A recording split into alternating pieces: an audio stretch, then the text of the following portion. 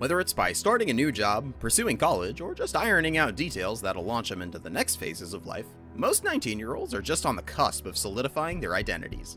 That age is the perfect time to re-examine relationships and start fresh. But one 19-year-old from England, on the other hand, had a comfortable job, a loving family, and a fantastic relationship. She was at ease with the life she'd just barely begun, until she suffered a medical anomaly that called into question everything she knew. Jessica Sharman, 19 years old, was living happily with her parents Gary and Lisa in the quaint English town of Tunbridge Wells, Kent.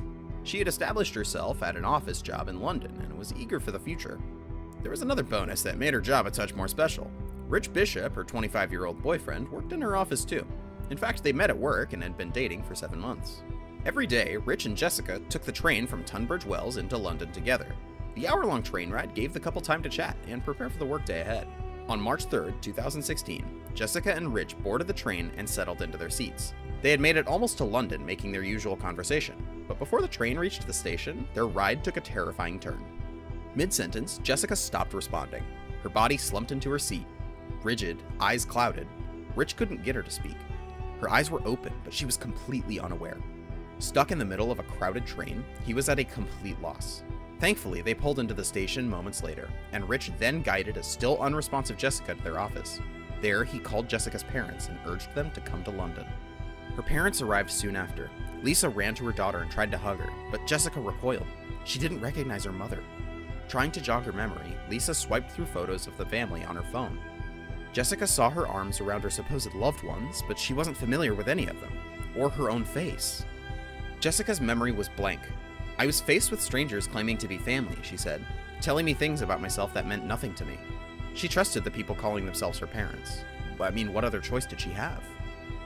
The next day, her parents brought her to the National Hospital for Neurology and Neurosurgery in London. The doctors admitted her at once and kept her for a week of observation. Her family hoped for answers. Doctors determined Jessica had retrograde amnesia brought on by epilepsy. She suffered a series of seizures on the train that effectively wiped her memory clean. Jessica had been diagnosed with epilepsy at 14 years old, but it never really impacted her before. The doctors, unfortunately, still had more grave news to give. They told Jessica that it could take up to 6 months for her brain to recover her memories, and even still, there was a chance she would never regain her 19 years worth of experiences. She said, "My head was spinning. It felt like I was in a horror film." Jessica was forced with the daunting task of relearning her life. "I felt so alone with no idea of my personality, my strengths and weaknesses, or my likes and dislikes."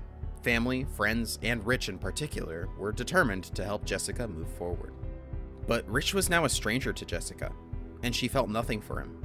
She ended the relationship 2 weeks after the diagnosis. Though gutted, Rich was determined to fight for their love. He convinced Jessica to let him woo her again. "Seeing how passionate and caring he was finally convinced me he must care for me," she recalled. "So I agreed to give it a shot."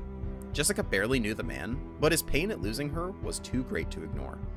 Much like the movie 50 First Dates, Rich hatched a plan to rekindle their love.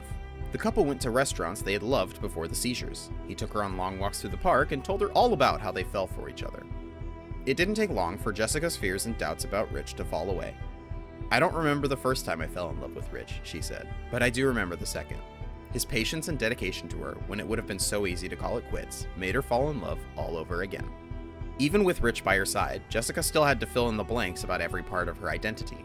Every aspect of her personality was a mystery. Her strengths and weaknesses, likes and dislikes, all of it was gone.